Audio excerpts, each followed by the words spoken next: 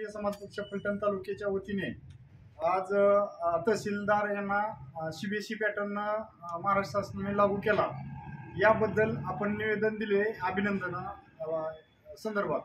तसेच आज आमची इथं राष्ट्रीय समाज पक्षाच्या वतीने मीटिंग झाली। अहिल्याबाई होळकर यांची जयंती आम्ही दिल्ली येथे तालकोटरा या मैदानावरती फलटण तालुक्यातून आम्ही जाण्याकरता नियोजनाची मीटिंग झाली। तरी तालुक्यातून उत्स्फूर्त प्रतिसाद मिळत आहे, तरी आम्ही या ठिकाणी पूर्ण ताकदीने दिल्ली येथे जाण्याचे नियोजन केलेलं आहे।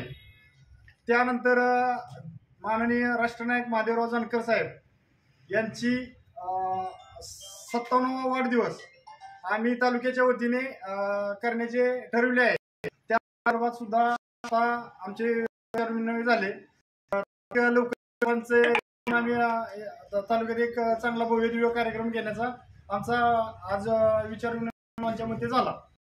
तरी 25 एप्रिल रोजी भव्य रथयात्रा आम्ही महाराष्ट्रभर ही रथयात्रा महाराष्ट्रभर फिरवणार आहे। तरी तालुक्याच्या तुमच्या माध्यमातून मी तालुक्यातील कार्यकर्ते आणि पदाधिकाऱ्यांना सांगू इच्छितो की 25 एप्रिलला आपली रथयात्रा फलटण तालुक्यातून येणार आहे 1 दिवसासाठी। तर त्या आपण देवा।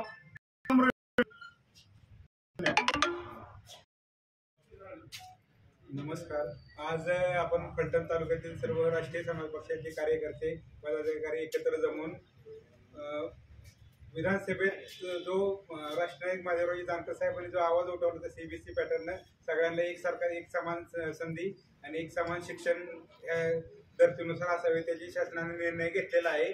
त्या निर्णयाला अभिनंदन ठराव आम्ही शासनाला दिलेला आहे।